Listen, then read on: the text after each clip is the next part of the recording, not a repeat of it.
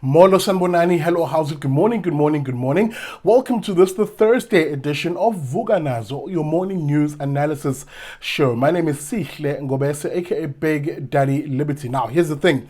A reminder to you that if you're watching this on Facebook or on YouTube, hit that like button, please, and share the stream. Help me reach a wider audience and indeed become a part of that YouTube audience by subscribing to the channel. Help me reach my goal of 50,000 subscribers by the end of the year. Guys, you can also support the show financially. Anything between 50 to 100 Rand a month. 75 Rand is about the average that we do per month. And you can do that by going to our website at bigdaddyliberty.com. Now, we have a jam-packed show today, so enough with the jibber-jabber. Let's get straight into the news. All right, some quick feedback. You'll remember we covered the issue yesterday of the shenanigans in Tshwane Council, that's in Pretoria. There was the election of the new speaker there. Now, the Reform Coalition, that's the DA, Action SA and its partners, were meant to win this because they have the numbers, but they didn't. The DA, you'll remember I showed you yesterday, stormed out of that and said, oh, we're not going to sign or agree to this decision. We're going to seek legal opinion. Now, what did that legal opinion say? Well, it agreed with me, as it said the following, and I'll read from this News 24 piece. Legal opinion sought by the DA and his coalition partners on Tuesday revealed the DA councillors had transgressed IEC voting guidelines when they numbered their ballots. The DA had instructed its councillors to mark ballots with allocated numbers instead of a cross to give some indication of which candidate the councillors backed. Now, here's the thing. Before I go back to this piece, listen to what this a party leader who's close to the coalition, who gave comment to News 24, said. Now, what the DA did was unlawful. The IEC has individual requirements that if a voter's identity is disclosed on the ballot paper, the vote is spoilt. It was not a clever strategy, so there will be no litigation. A party leader close to the coalition, as I said. End of quote. Again, I've said this once and I've said this before.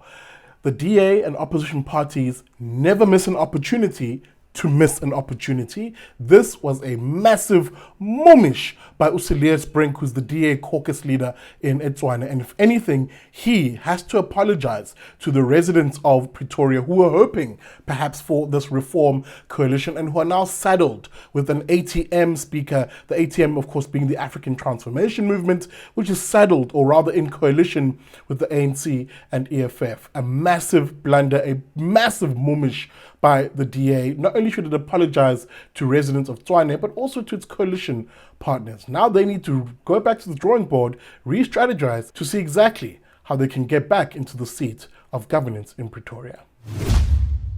All right, more opposition is mounting now to the EFF's call for a, quote, national shutdown on the 20th of March. Now, you remember the EFF is threatening a shutdown, of course, on what it calls as a protest, a massive protest or shutdown on the issue of load shedding, and more importantly, them calling for Cyril Ramaphosa to step down. Now, I've said this once on social media, and I'll say it again.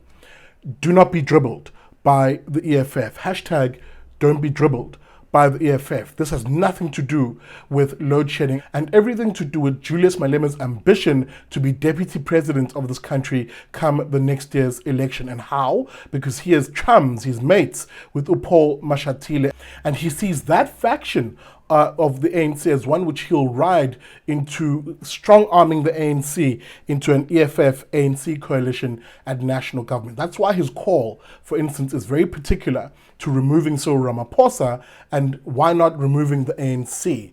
That's something you need to ask yourself and question when you look at the motives of the EFF, those snakes in the grass and those filthy commies that they are. But nonetheless, so coming back then to this national shutdown that they're proposing on the 20th, do not support that nonsense. It's absolutely that nonsense. And indeed, there's more mounting opposition to this. The DA coming out quite strongly and saying it will challenge this particular shutdown in court because of the threats, the overt threats made by the EFF to South African society and the business community of possible looting, they said, which may happen if people don't comply with the shutdown, as the EFF have effectively said. Then there's the business community in this country, generally speaking, who not taking action per se, but also feel the threat and are now begging Cyril Ramaphosa. Oh, gosh, these people never learn. Cyril Ramaphosa is not your savior, people. But nonetheless, they're still begging Cyril Ramaphosa to do something about this to protect their businesses. The Chamber of Commerce in Durban and the industry NPC saying basically the following, as I quote from this IOL piece. Now, the Durban Chamber of Commerce and Industry NPC said the event, that's the national shutdown, had the potential to derail and further harm the country's economy, which was in a poor state. Is quoted, the Chamber President Prashin Maharaj is quoted as having said, "We believe a crisis cannot be resolved by using the proposed approach of a shutdown. Ours is to preserve the economy and protect the sustainability of businesses," end of quote. And of course, he's absolutely right in that regard, even though who he's asking to help him won't do much, especially because that particular person, Ramaphosa, who they're asking to help them, has a asshat of a police minister running law enforcement politically in this country. No help will come from them. There is a reason why I say hashtag politicians are trash.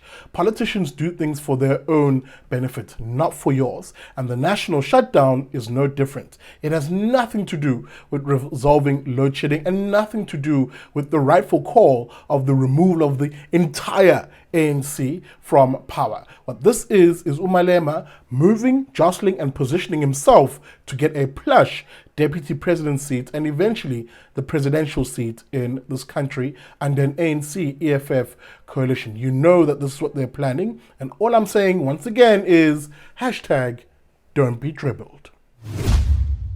All right, I take you to Megawatt Park again. That's Eskom's headquarters, where the chairperson of Eskom, a one Mpho Makwana, is literally begging to have South Africans flip him the bird everywhere they go. Makwana basically saying in a recent interview on Newsroom Africa, stop moaning, stop bitching and moaning about stage 7. You must celebrate that we now have stages 2 and 3 of Eskom load shedding. What? Bro, what are you talking about, man? What? Excuse me?